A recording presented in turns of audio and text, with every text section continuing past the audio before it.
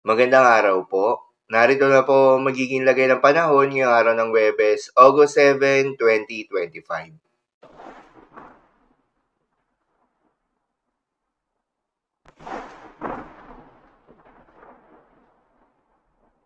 Sa kasalukuyan na tayo sa pag-asa, southwest monsoon o hanging habagat o yung hangin na nanggagaling sa may timog kanluran ang patuloy na umiiral at nakakaapekto sa may Palawan, Visayas at Mindanao.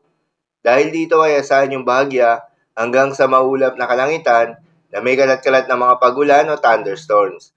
Habang sa nalalabing bahagi pa ng ating bansa kasama ng Metro Manila, ay asahan yung epekto nitong low pressure area dahil dito ay asahan rin yung bahagya hanggang sa maulap na kalangitan na may kalat-kalat na mga pagulan at thunderstorms. Samantala, dalawang low pressure area na nga yung binabantayan sa loob at labas ng Philippine Area of Responsibility. Yung low pressure area na nasa loob ng Philippine Area of Responsibility na nakakaapekto na ngayon sa malaking bahagi ng Luzon ay huling namataan sa layong 415 kilometers east ng kasiguran ng Aurora. Nananatiling mababa yung tsansa o nasa low chance pa rin ito na maging isang ganap na bagyo within the next 24 hours. Kahit LPA lamang ito ay asahan pa rin na magdadala ito ng kalat-kalat na mga pagulan, pagkidlat at pagkulog.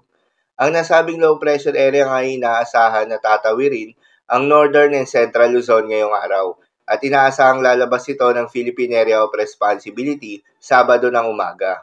Habang yung isang low pressure area na nasa labas ng Philippine Area of Responsibility ay huling namataan sa layong 2,830 kilometers east ng extreme northern Luzon.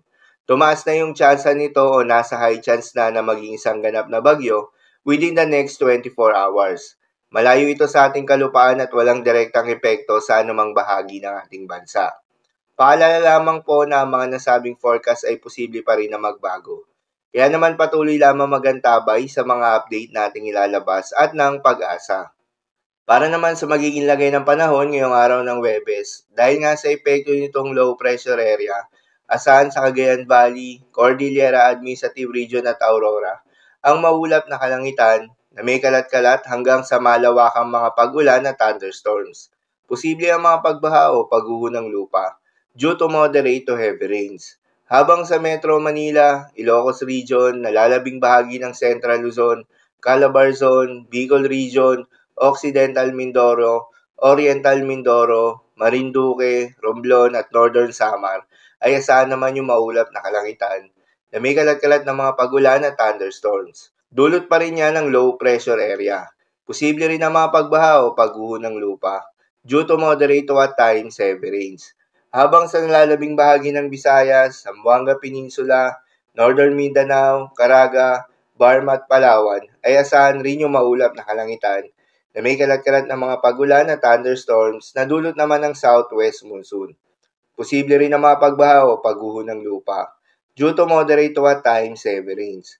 Habang sa nalalabing bahagi pa ng Mindanao ay asahan naman yung bahagyang maulap hanggang sa maulap na kalangitan na may kalat-kalat na mga pagulan o thunderstorms na dulot pa rin ng southwest monsoon.